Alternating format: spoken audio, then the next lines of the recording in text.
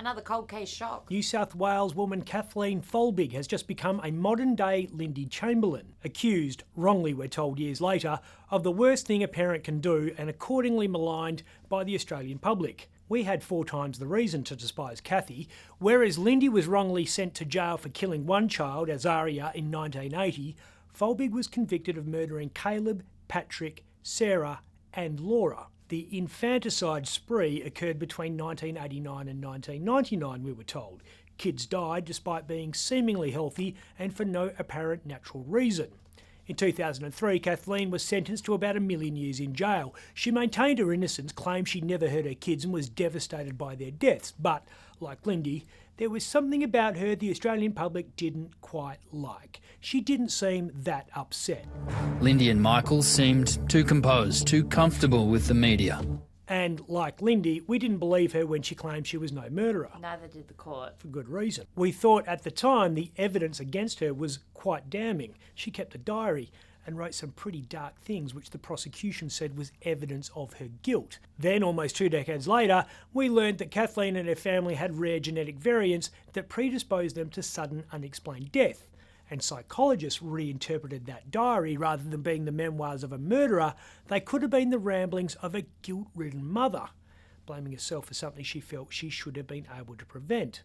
All of which meant a new review of her case, which has just been handed to New South Wales Attorney General Michael Daly. This has been a terrible ordeal for everyone concerned, and I hope that our actions today can put some closure on this 20-year-old matter. The fresh inquiry found there was reasonable doubt about her conviction, and Kathleen is about to walk out of prison. After 20 years. Surely she'll get a payout. Well, Lindy Chamberlain spent 3 years in jail before being freed. She got a payout of $1.3 million. That was back in 1992.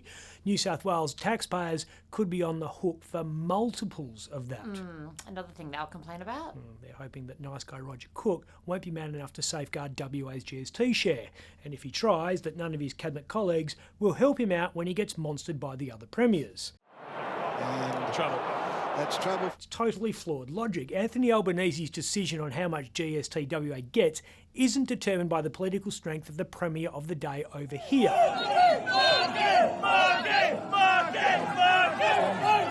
The feds aren't going to be swayed by a tough guy act. Winston Churchill could run WA and it wouldn't matter one bit in National Cabinet. We shall fight on the beaches. This fight isn't one with hardline policy position and dick-thrusting speeches. We shall never surrender! Think about it. McGowan's in National Cabinet and he says you better not take our GST or else.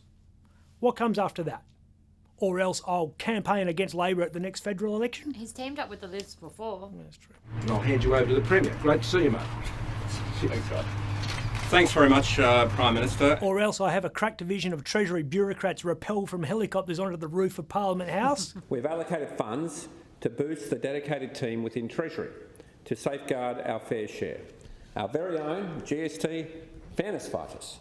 Albanese isn't going to be swayed by the likeability of the prevailing West Australian Premier. This is simple electoral arithmetic. How many votes will Albanese lose in WA if he screws us on the GST versus how many will he lose in the other states if he screws them? He can't afford to screw anyone over. No, he needs every vote. And he can please everyone if he continues the Scott Morrison no worse off policy and tops up the payments to the other states. That cost Jim Chalmers about $30 billion. That's the amount he has to fork out from his own pocket to make up for the amount of GST the other states would have got under the old system before that 70-cent floor or whatever it is was put in place. 30 bills, a lot of money. Especially when you're drowning in deficit like Jim is.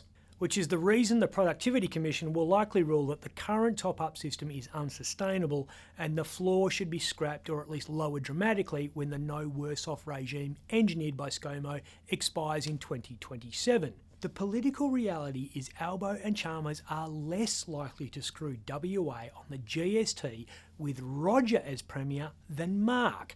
Mark made swing voters comfortable with the Labor brand. Take advantage in a responsible...